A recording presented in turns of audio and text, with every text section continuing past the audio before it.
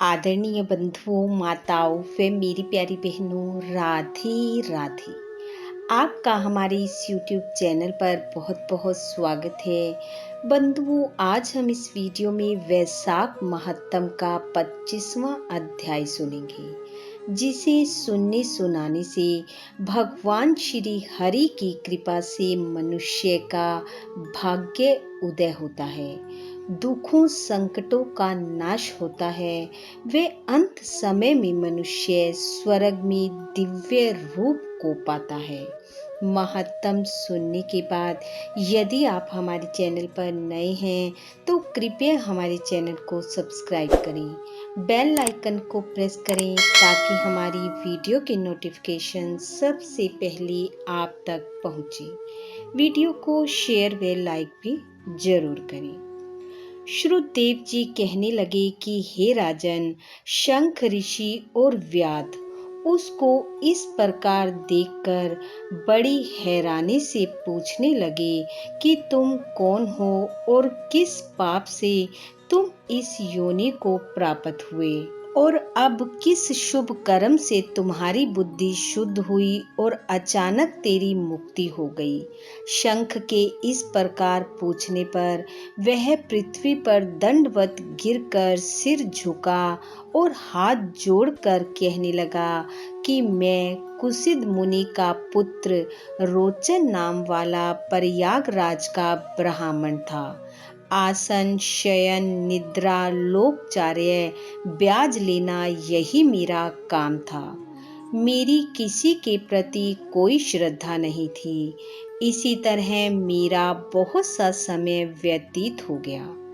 एक समय भगवान के प्रिय वैशाख मास में जयंत नाम का एक ब्राह्मण वहां पर आया और उस क्षेत्र के रहने वाले बहुत से हजारों स्त्री पुरुष उससे वैशाख मास की कथा सुनने लगे। सब लोग प्रातः समय स्नान कर मन लगाकर उसकी कथा सुनते थे। केवल मैं कौतुक देखने के लिए उस सभा में जाया करता था। मैं सिर पर पगड़ी बांध, मुंह में पान चबाकर बड़े दम्भ से वहां जाकर लोगों से इधर उधर की बातें करता और उनका मन कथा से हटाता था। इसी दोष के कारण मेरी बुद्धि नष्ट हो गई, अवस्था क्षीण हो गई और सणिपात से मेरे प्राण निकल गए। यमदूत मुझको पकड़कर बड़े भयंकर नरक में ले गए और मैं वहां 14 मनवंतर तक अनेकों दुखों को भोगता रहा।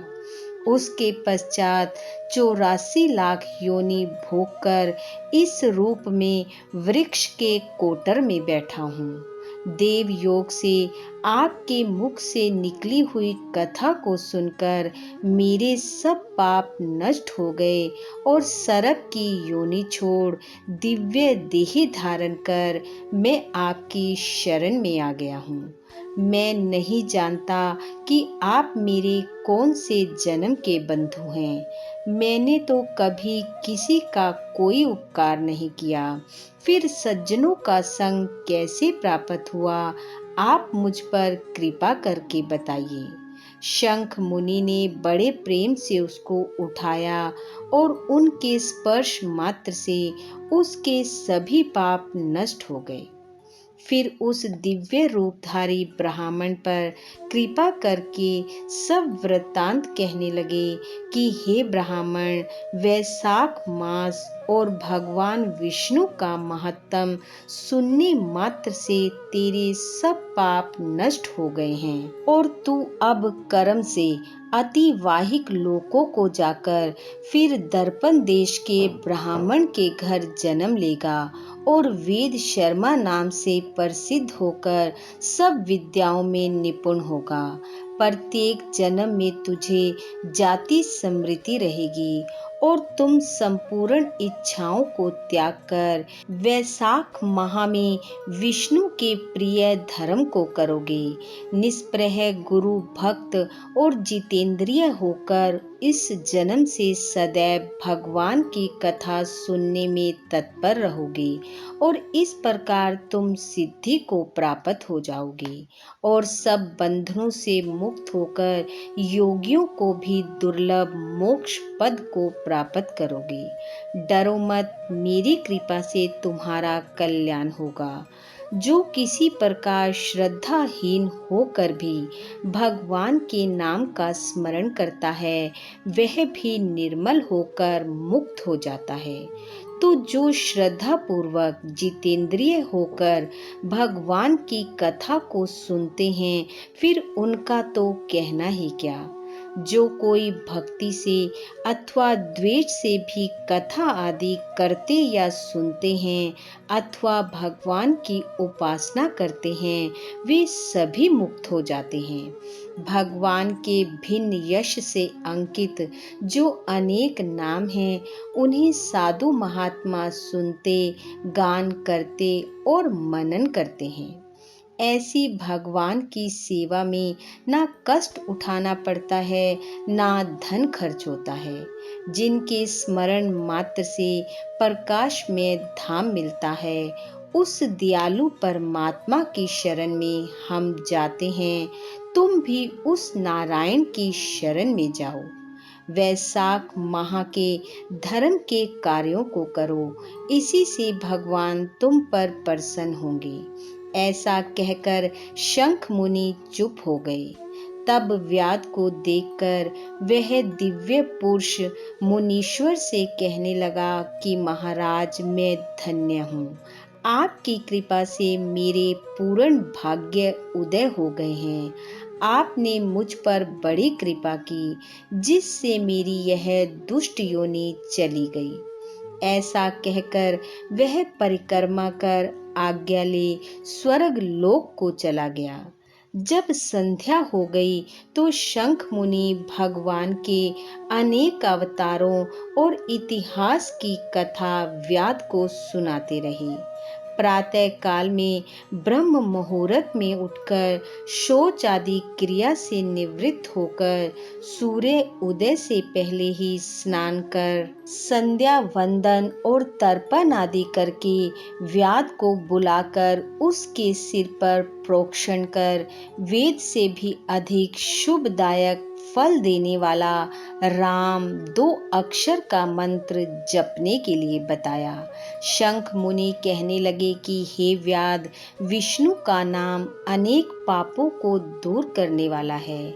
इससे हे व्याध तुम निरंतर राम नाम का जाप करते रहा करो।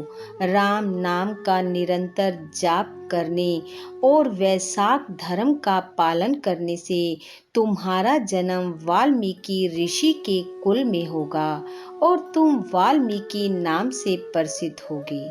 इस प्रकार यह सब बातें व्याध को बताकर शंख मुनि दक्षिण दिशा की ओर चले गए और व्याध कुछ दूर उनके पीछे जाकर हाय हाय करके वियोग में रोने लगा। जब तक नेत्रों से ओझल न हुए उन्हीं की तरफ देखता रहा। फिर उठकर वन को स्वच्छ कर उस मार्ग पर प्याऊ लगाकर वैशाख धर्मों का पालन करने लगा। वन में कैत, पनस, जामुन आदि फलों को इकट्ठा करके श्रम से थके पथिकों को भोजन कराता, जूते, चंदन, छतरी, पंखा आदि से पथिकों की सेवा करता, उनको बालू का बिछोना बिछाता तथा रात दिन राम नाम का जाप करने लगा। इस प्रकार जन्म बिताकर वाल्मीकि ऋषि के घर उसने जन्म लिया। उसी सरोवर के किनारे कृणु नाम के ऋषि दुस्तर तप करते थे। उनके शरीर पर बहुत दिन तक समाधि लगाने से दीमक की बांबी बन गई थी। इसी कारण उनको वाल्मीकि ऋषि कहने लगे। तप के अंत में स्त्रियों के गाने के शब्द सुनकर उनका मन चलायमान हो गया और एक भील जाति की स्त्री से उनके वाल्मीकि नाम का पुत्र उत्पन्न हुआ। यह वाल्मीकि बड़े ही तपस्वी और यशस्वी हुए, जिन्होंने मनोहर छंदों में संसार के सब बंधनों को काटने वाली राम कथा कही। श्रुतदेव जी कहने लगे कि हे राजन, वैशाख माह के थोड़े से धर्म अर्थात जूते दान करने से ही व्याध को कितना दुर्लभ ऋषित्व प्राप्त हुआ। जो कोई इस वैशाख मास की पाप नाशक कथा को सुनेगा, उसका जन्म फिर संसार में नहीं होगा। इति वैशाख महत्तम 25वां अध्याय समाप्त। बोलो विष्णु भगवान की जय। बंधु, भगवान श्री हरि की कृपा आप व आपके परिवार पर सदैव बनी रहे। आपका घर आंगन खुशियों से महकता रहे। इन्हीं शुभकामनाओं के साथ आप सबका बहुत बहुत धन्यवाद। राधे राधे।